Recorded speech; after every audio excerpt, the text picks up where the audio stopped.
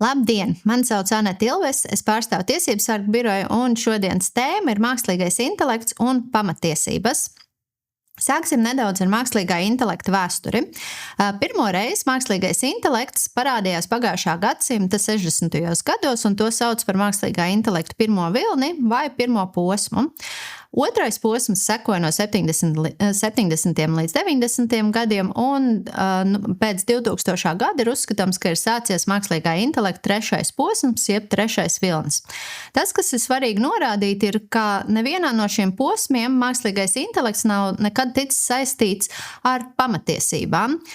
Pamatiesības un mākslīgais intelekts kā diskusija temats ir principā pēdējo gadu temats, un šeit ir jānorāda, ka arī pati joma, tātad mākslīgā intelekta izstrādātāji sāka vērst uzmanību uz to, ka mākslīgā intelekta tehnoloģija sāk kļūt savā ziņā par sistēmu, kas ir orķestris bez diriģenta. Līdz ar to visā pasaulē sākās sacensības par to, kurš pasaules reģions visātrāk izstrādās regulējumu, kas attieksies uz mākslīgo intelektu. Šeit jānorāda, ka Eiropa ir uzvarējuši šajās sacensībās, un attiecīgi 2024. gadā gan Eiropas Savienība, gan Eiropas Padome, tātad gan Brisele, gan Strasbūra pieņēma katru savu regulējumu, kas attiecās uz mākslīgā intelekta, uz mākslīgo intelektu. Attiecīgi Eiropas Savienība pieņēma regulu, ko mēs arī saucam par mākslīgā intelekta aktu, un šīs te regulas mērķis ir veidot uz cilvēku vērstu un uzticami mākslīgo intelektu, vienlaikus atbalstot arī inovācijas. Savukārt Eiropas Padome pieņēma konvenciju par mākslīgo intelektu un cilvēktiesībām, demokrātiju un tiesiskumu. Atšķirības starp šiem diviem tiesību aktiem ir tajā, ka konvencija, kā ikviena konvencija, ir tāda vispārīgāka, kamēr mākslīgā intelekta akts ir diezgan tieši, tas nosaka precīzas institūcijas, kas ir jāizveido, un precīzas darbības, kas ir jāveic. Vienlaikus ir jānorāda, ka Eiropa ar šiem abiem tiesību aktiem cenšas arī savā ziņā ietekmēt pārējos pasaules reģionus. Piemēram, Eiropas Padomes konvencija ir atvērta parakstīšanai ne tikai Eiropas valstīm, bet arī valstīm no citiem reģioniem. Piemēram, to jau ir parakstījuši Japāna, Kanāda, Amerikas Savienotās valstis. Savukārt Eiropas komisija attiecībā uz mākslīgā intelekta aktu cer, ka šis akts būs ar līdzīgu ietekmi kā datu regula, respektīvi tātad datu regula kā Eiropas Savienības regula tiešā veidā skar Eiropas Savienības dalībvalstis. Tomēr netiešā veidā šī regula ir ietekmējusi arī citas pasaules valstis, ņemot vērā to, ka šīs valstis vēlās sadarboties ar Eiropas Savienību, līdz ar to šīs valstis arī savos tiesību aktos pārņem datu regulas prasības, un tāpēc Eiropas Savienība cer, ka arī līdzīga situācija notiks attiecībā uz mākslīgo intelektu aktu. Tagad parunāsim par izmaiņām, ko šis te mākslīgā intelekta akts ir ieviesis mākslīgā intelekta sistēmās. Ja līdz šī mākslīgā intelekta akta pieņemšanai mākslīgā intelekta sistēmas pārsvarā skāra tādus jautājumus kā privātuma, datu aizsardzība. Tātad šīs nozares, kas vairāk skar datu aizsardzības regulu, tieši tāpat tika vērtēti tehniskie aspekti, dažādi biznesa riski, juridiskie riski. Savukārt, mākslīgā intelekta akts paredz, ka būs dalībvalstīs jāizveido speciālas institucionālās struktūras, citiem vārdiem sakot, šim orķestrim, kas ir bez diriģenta, tagad tiek iecelti diriģenti. Šīs struktūras būs atbildīgas par to, lai cilvēki varētu lietot drošu un nekaitīgu mākslīgo intelektu. Tieši tāpat mākslīgā intelekta akts paredz arī sodus, jāatzīst, ka šie sodi ir diezgan ievērojami. Mākslīgā intelekta akts vienlaikus arī iedala mākslīgā intelekta sistēmas četrās dažādās kategorijās, un to sauc par riskos balstīto pieeju. Tieši tāpat mākslīgā intelekta akts paredz arī to, ka ir jānodrošina pamatiesība aizsardzība, un tā tātad tas ir kaut kas daudz plašāks, kā līdz šim mākslīgais intelekts ir skatīts un vērtēts. Bet, lai nebūtu tā, ka šis jaunā sistēma ir pārāk sarežģīta, tad uz šo brīdi, kas ir 2028. gada marts, Eiropas Savienības līmenī tiek izstrādāts dažādas vadlīnijas, kas varētu palīdzēt visām mākslīgā intelekta aktā iesaistītajām pusēm. Ja mēs runājam par pamatiesībām un mākslīgo intelektu, tad vispirms ir jānorāda tie avoti, kur mēs varētu meklēt šīs te pamatiesību sarakstu, jeb šos te pamatiesības, kuras būtu nepieciešams izmantot tajā brīdī, kad mākslīgā intelekta sistēmas tiek izstrādātas. Un šajā gadījumā ir vērts norādīt, ka šis te pamatiesību saraksts ir atrodams gan mūsu pašu satversmes 8. nodaļā, gan arī mēs varam paņemt Eiropas Savienības pamatiesību hartu, kas attiecīgi ir brīvi pieejama arī tā skaitā digitālajā vidē.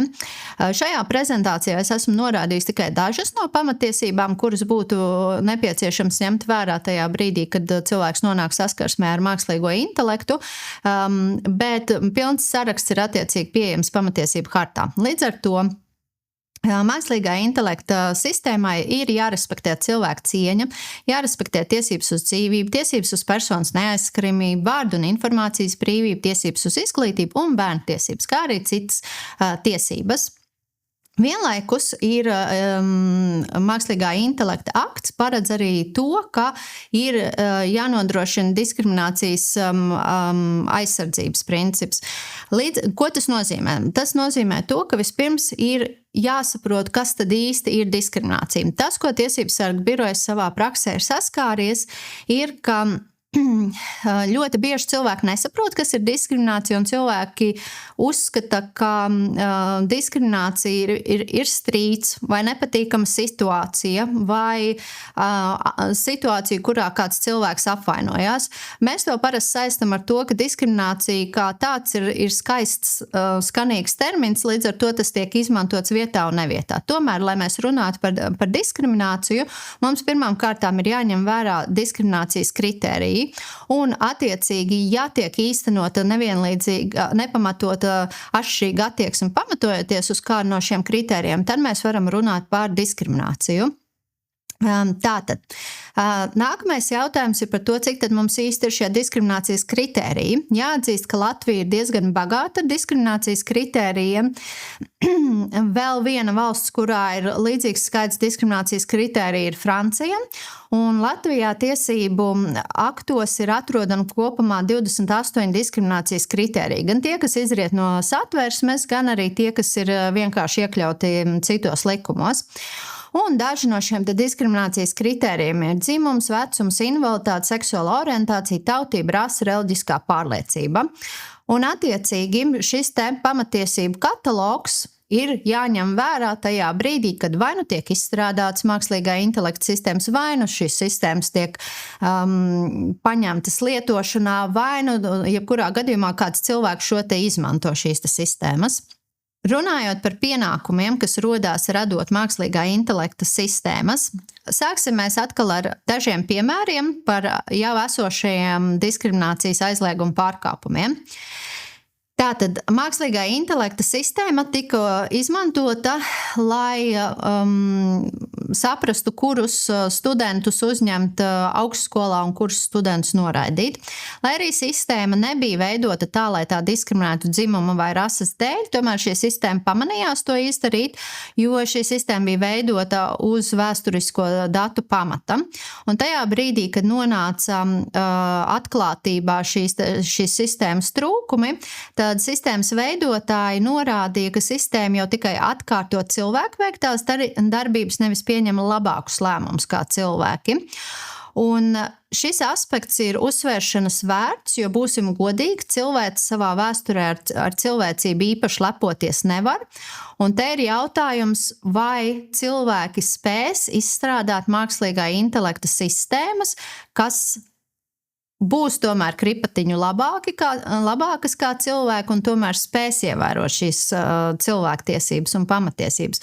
Es ceru, ka tā tiešām arī būs, bet to laiks rādīs.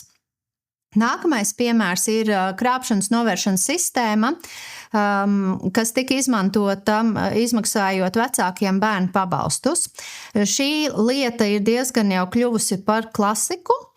Un jānorāda, ka arī šī sistēma tika veidota balstoties uz vēsturiskiem datiem, un šī sistēma pamanījās diskriminēt dubultpilsonības un etniskās piedarības dēļ.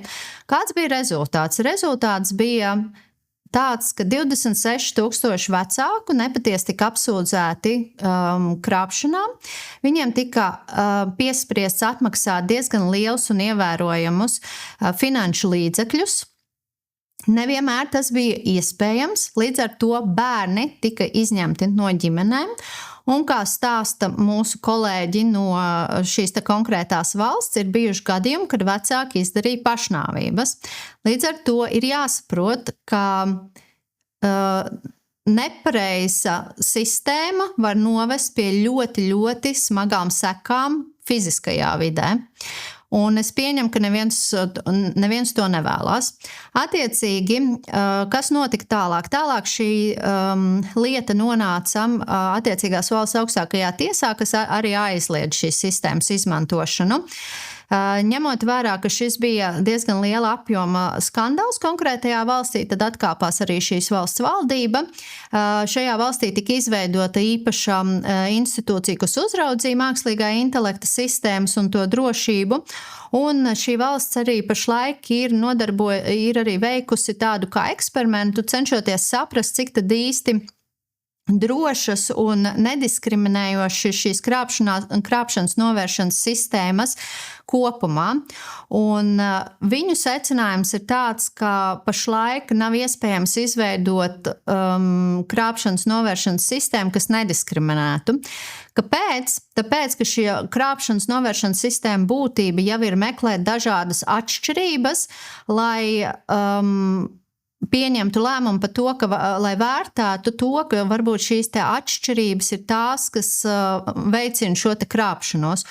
Un savukārt diskriminācija jau ir stāsts par atšķirībām, jo šīs atšķirības paredz dzimums, atšķiras cilvēkiem vecums, etniskā piedarība. Līdz ar to ir diezgan loģiski, ka šīs sistēmas izsacina, ka šie diskriminācijas kritēriji var būt daļa no krāpšanās schēmas, teiksim tā. Ko tas nozīmē? Tas nozīmē to, ka ir jāveic ļoti rūpīga virsuzraudzība pār šīm krāpšanās novēršanas sistēmām, un šeit tiešām ir jābūt nopietnai cilvēku virsvadībai, un ne tādai cilvēku virsvadībai, kā bija šajā konkrētajā lietā, jo šī konkrētā krāpšanas novēršanas sistēma darbojās 14 gadus, tā darbojās valsts iestādē. Valsts iestādē ir darbinieki, kas varētu pieskatīt, bet ar domu, ka šādām sistēmām līdz darbojās cilvēki ar kritisko domāšanu, ar pieņēmumu, kā arī programmatūras pieļauj kļūdas. Un tajā brīdī, ja šādas kļūdas tiek pieļautas, tad šiem cilvēkiem ir jābūt spējīgiem uzreiz reaģēt un saprast, vai un kā šīs kļūdas ir iespējams novērst. Nākamais piemērs ir par tiesību sargājošo iestāžu jomā izmantoto sistēmu, par to, kas prognozēja, vai tiks izdarīts noziedzīgs nodarījums. Tā kā šī sistēma veic arī diskrimināciju rases un etniskās piedarības dēļ, tad principā rezultāts bija tāds, ka personai tika piespriests 6 gadu cietumsods, un attiecīgi šis cietumsods tika piespriests nevis par to, ko persona jau bija izdarījis, bet par to, ko šī persona varētu potenciāli izdarīt nākotnē. Protams, apelācijas instance šajā gadījumā šo cietumsodu, protams, samazināja. Tad tiesu sistēmā ir vēl viens mākslīgā intelekta sistēma, kas ir tikusi lietota, respektīvi tā tika izmantota, lai arī prognozētu, izdarītu prognozes dažādos gadījumos, tad, kad notiek laulības šķiršana. Un attiecīgi arī tika izmantot šīs sistēmas pamatā vēsturiskie dati, un rezultāts bija dzimuma diskriminācija. Tātad, tagad paņemam tādu abstraktu situāciju, ja, piemēram, abstrakti nodarbinātībā tiek veidot kāda no šīm mākslīgā intelekta sistēmām, kas vai nu veido darba ņēmēju kandidātu izlasi, vai nu tā ir sistēma, kas asistē lēmumu pieņemšanā pa kandidātiem, vai arī tā ir sistēma, kas ir domāta darba meklētājiem, kas iesaka, teiksim, vakances. Līdz ar to šāda sistēma tiek veidota, un sistēma veidotājiem būtu jāanalizē papildus potenciālie pamatiesību riski. Un šajā gadījumā paņemam tātad Eiropas pamatiesību hartu, un šie ir tie daži no tiem riskiem, kas būtu jāanalizē. Tātad privātās un ģimenes dzīves neaizskaramība, personas datu aizsardzība, doma, pārliecības un ticības brīvība, brīvība izvēlēties profesiju un tiesības strādāt, diskriminācijas aizliegums no dažādiem aspektiem, gan dzimumu, gan vecumu, gan invaliditātes, darba ņēmēja tiesības uz informāciju, tiesības uz kolektīvām sarunām, tiesības izmantot darbā iekārtošanas pakalpojumus, tiesības uz efektīvu tiesību aizsardzību un taisnīgu tiesu. Citiem vārdiem sakot, tajā brīdī, kad šīs sistēmas tiek veidotas, būtu ļoti labi piesaistīt arī kādu juristu vai tiesību zinātņu speciālistu.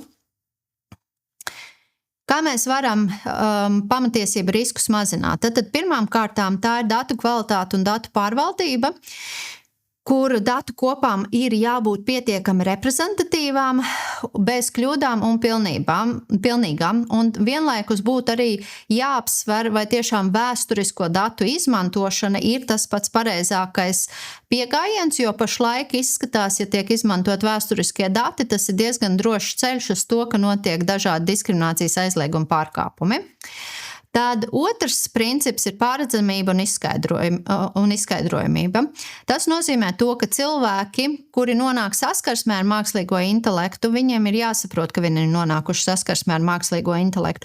Savukārt, uzturētājiem ir jāsaprot, kā šī sistēma darbojas, jāsaprot, kādas ir pozitīvās puses, kādas ir negatīvās puses un kādi ir ierobežojumi. Trešais princips ir cilvēku virsvadība. Tātad šīm sistēmām ir jākalpo cilvēkiem, nevis otrādāk, un šeit ir jābūt klāt cilvēkiem, kas var pienācīgi kontrolēt un virsvadīt. Un kā dažas no Eiropas Savienības vadlīniju projektiem arī norāda par to, ka ir jābūt cilvēkiem ar kritisko domāšanu blakus šīm sistēmām.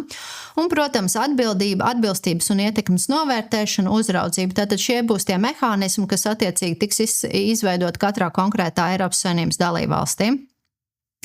Kā vēl var samazināt pamatiesību riskus?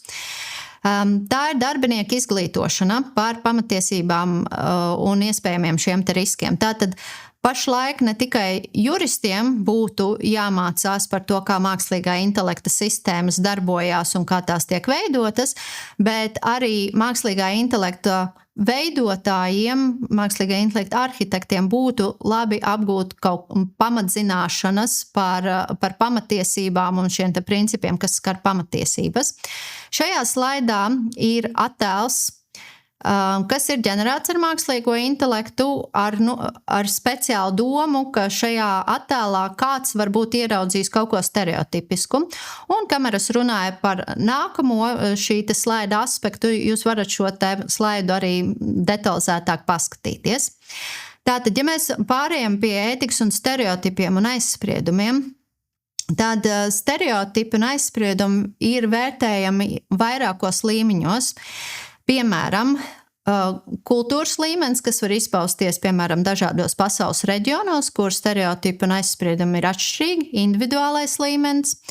Līdz ar to, ja mēs skatāmies šīs kultūras atšķirības, tad, piemēram, vērtējot atšķirības starp rietumu un austrumu kultūru, iedomājamies situāciju, kur kādā no rietumu kultūras valstīm tiek izstrādāta pašbraucošā mašīna. Un šajā pašbraucošajā mašīnā tiek ieprogrammēts tas, ka ja mašīna saprot, ka attiecīgi būs jāvarē, nav iespējams izvairīties, bet priekšā ir cilvēki, dažādi cilvēki, tad šī mašīna izvēlēsies uzbraukt vecāka gada gājuma cilvēkam, pasargājot bērnu. Savukārt austrumu kultūrā augstākā vērtē ir vecāki cilvēki gada gājumi nekā bērni. Un, attiecīgi, austrumu kultūrā šī izstrādātā mašīna, viņi rīkosies pilnīgi pretēji. Tad, runājot par stereotipiem, ir jāņem vērā arī darbinieku individuālā izpratne, jo, lai arī mēs esam auguši konkrētas kultūras ietekmē, nenoliedzami ir arī šī stereotipi, kas mums rodās konkrētas ģimenes vai konkrētas mūsu pašu personīgās pieredzes ietvaros. Un tas var rezultēties tādās situācijās, ka mākslīgā intelekta sistēmas izpratne par stereotipiem sakrīt ar mākslīgā intelekta sistēmas izstrādātāja izpratni par stereotipiem, vai arī mākslīgā intelekta lietotāja izpratni par stereotipiem. Un šajā gadījumā šis cilvēks neatpazīst stereotipus, viņš nenorādīs, ka tur ir kāda problēma. Un atgriežoties pie šī attēla, šajā attēlā, šis attēls tika ģenerēts ar mērķi norādīt šo izpratni par to, ka sievietes veic mājas darbus, un sievietes arī ir tās, kas rūpējas par bērniem, kamēr vīrietis ir tas, kas atnāk no darba, atpūšās, skatās televizoru, var iedzert kādu alu. Un tad ir jautājums par to, vai šis attēls kādam šķitīs stereotipisks, vai arī būs cilvēki, kas uzskatīs, ka šis nav stereotipisks attēls. Un nobeigumā es vēlētos sniegt nelielu informāciju par papildus materiāliem, ko jūs varat izmantot, ja ir šāda nepieciešamība. Tātad pirmkārtām praktiskās vadlīnijas mākslīgā intelekta ieviešanai iestāžu darbā un pakalpojumos. Šīs vadlīnijas izstrādāja Varam kopā sadarbībā arī ar Tiesību sarga biroju pagājušajā gadā, lai arī šīs vadlīnijas ir domāts vairāk tā kā publiskā sektora iestādēm, tomēr pamatprincipi ir vieni un tie paši, un šīs vadlīnijas mierīgi var izmantot.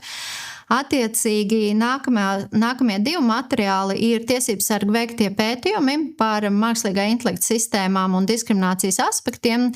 Šajos pētījumos ir aplūkotas augsta riska sistēmas, kas ir šajās 8 jomās, tātad nodarbinātība, veselība, izglītība, pieeja dažādiem pamatpakalpojumiem, un attiecīgi šeit var iegūt informāciju gan par juridiskiem aspektiem, kas jāņem vērā, gan arī par šiem piemēriem, kas parāda jau detalizētāk, kā un kāpēc šīs pārkāpumi ir radušies.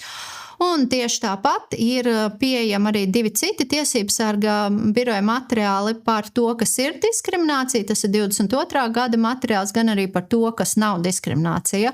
Un tas ir šī gada materiāls, tā lai visiem būtu labāks iespējams saprast par to, kā mums labāk saprast diskrimināciju.